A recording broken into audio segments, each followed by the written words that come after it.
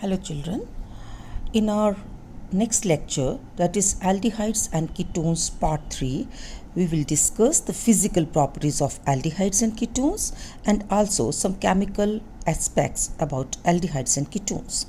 To start with the physical properties, let us discuss the physical state and smell of aldehydes and ketones. The first aldehyde, that is formaldehyde, is a gas at room temperature. Other aldehydes and ketones up to 11 carbons are colorless liquids, and still higher members are solids. Many aromatic aldehydes and ketones are liquids, but some are solids at room temperature.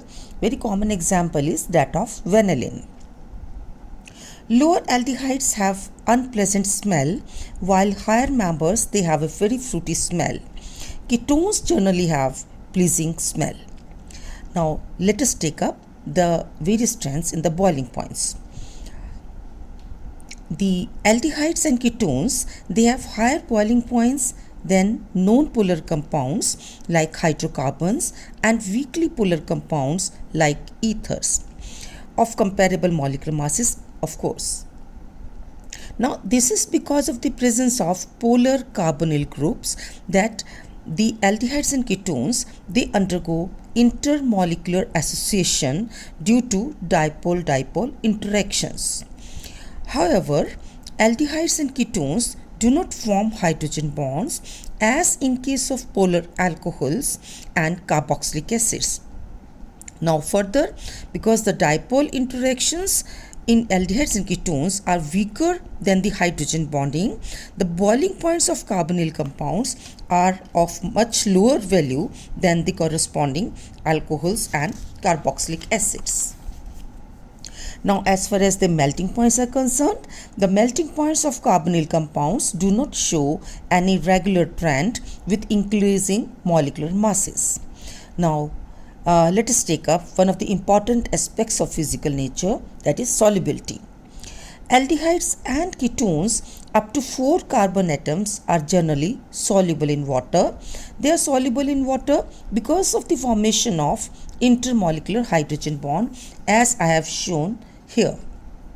Here we can have, if it is an aldehyde, we will have here hydrogen, and if it is a ketone, we will have here R group. These R groups can be alkyl or aryl, they can be same or they can be different.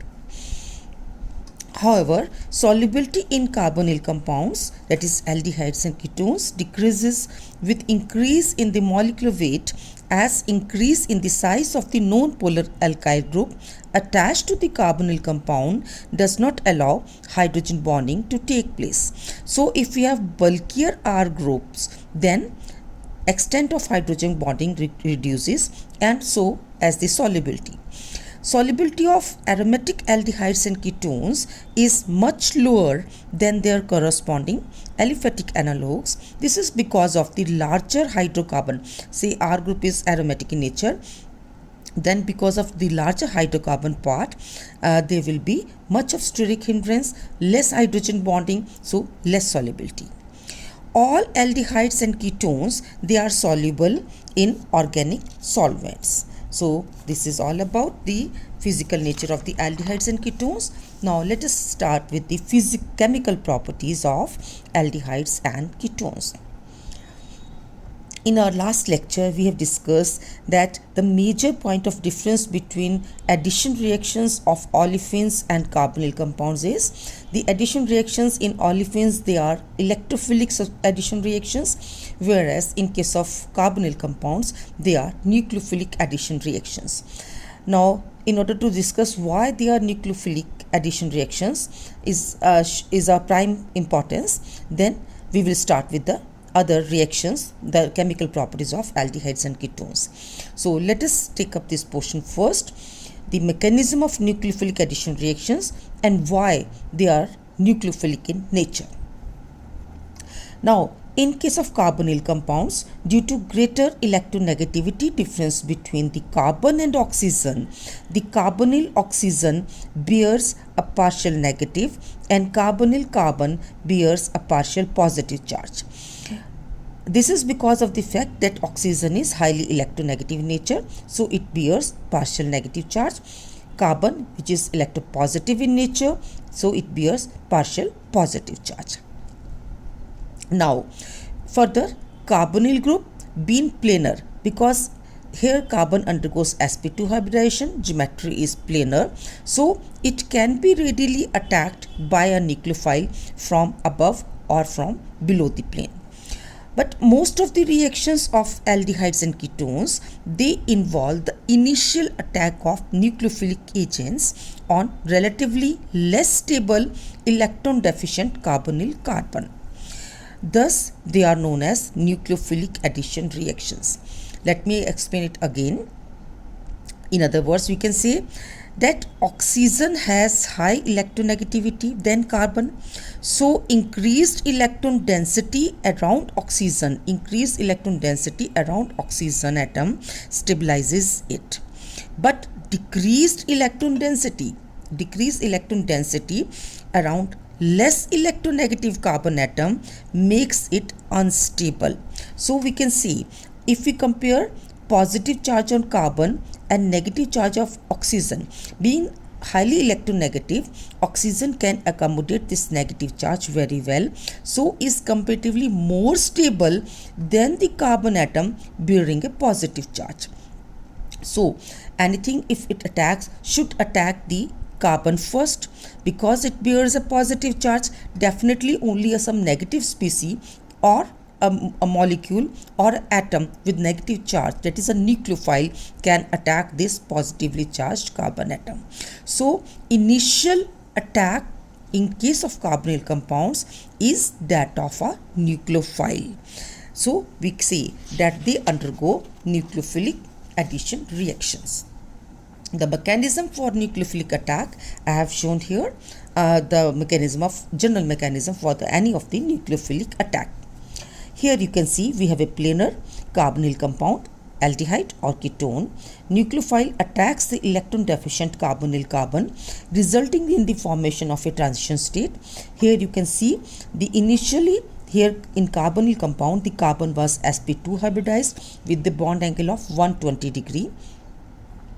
This transition state which is formed is tetrahedral in geometry with the bond angle of 109 and 28 minutes. From here, this tetrahedral, which is very unstable transition state, immediately gets converted to a tetrahedral intermediate. This tetrahedral intermediate then picks up a proton from the solvent and gives us the addition product. So this is the general mechanism of the nucleophilic reactions of aldehydes and ketones. Now, before going to individual reactions, we must see, out of aldehydes and ketones, which one is faster in reactions, or in other words, let us discuss the relative reactivities of aldehydes and ketones. It is observed that aldehydes are more reactive than ketones. Not only this, aliphatic aldehydes and ketones are more reactive than aromatic ones. Now, both of these facts we can explain considering the two factors. The first factor is the steric factor. As seen in the above mechanism, carbonyl carbon, which was sp2 hybridized with trigonal geometry, changes to sp3 hybridized tetrahedral transition state, and the bond angle, which was earlier 120, reduces to 109 degrees and 28 minutes. It means lesser space between the constituting groups of atoms attached to the carbonyl carbon. Or you can say that atoms or groups attached to the carbonyl carbon are now brought closer in the transition state. Larger the size of the alkyl groups, more crowding will be there in the transition state. If the steric hindrance of the groups increases, the formation of transition state will become more difficult. This is because of the steric hindrance. Now, ketones have two alkyl or two aryl groups, whereas aldehydes have only one alkyl or aryl group. So formation of transition state will be more difficult in ketones because of more steric crowding because of the presence of alkyl or aryl groups than in aldehydes, because we have that aldehydes contain only one alkyl or aryl group and the second group is attached to carbon is a hydrogen. Consequently, the reactivity of ketones should be less than that of aldehydes. Now the second feature, which again explains the same thing, is electronic factors. We have seen that the transition state contains which is formed in case of aldehydes and ketones by the nucleophilic attack by the nucleophile, here bears a partial negative charge on the electronegative oxygen. So alkyl groups, they release electrons and thus they destabilizes the transition states by intensifying the negative charge. So if we have one alkyl group, then there will be less increase in the negative charge on the oxygen atom as in case of aldehydes. Whereas if we have ketone, in ketones we have two alkyl groups, so more negative charge will be increased on the oxygen in the transition state. This we are talking only about the aliphatic aldehydes and ketones. Now again I am repeating that aldehydes, because they contain one alkyl group and aliphatic ketones contain two alkyl groups, destabilization of transition states in ketones, it means, will be more. Thus you can say aliphatic aldehydes are more reactive than ketones, because destabilization of transition state is more in case of ketones, so formation of transition state will be less favorable in case of ketones than the aldehydes. Now because formation of transition state is more favorable in aldehydes, so reactivity of aldehydes will be more, because these reactions are proceeding via this transition state only. Now further, because formaldehyde does not have any alkyl group, formaldehyde is HCOH. So formaldehyde does not have any alkyl group, the resulting transition state would be most stabler, and hence formaldehyde is the most reactive of all simple aliphatic aldehydes and ketones. Further, presence of electron attracting substituents on alkyl groups would enhance the reactivity of aldehydes and ketones in nucleophilic reactions. This is because of the reason, if electron withdrawing group or electron attracting substituent, it's one and the same thing, they are present on the alkyl groups, their tendency will be to attract electrons towards themselves, or in other way you can say they will definitely reduce the negative charge in the transition state. Reduction in the negative charge means conditions are more favorable for the formation of transition state or more reactivity.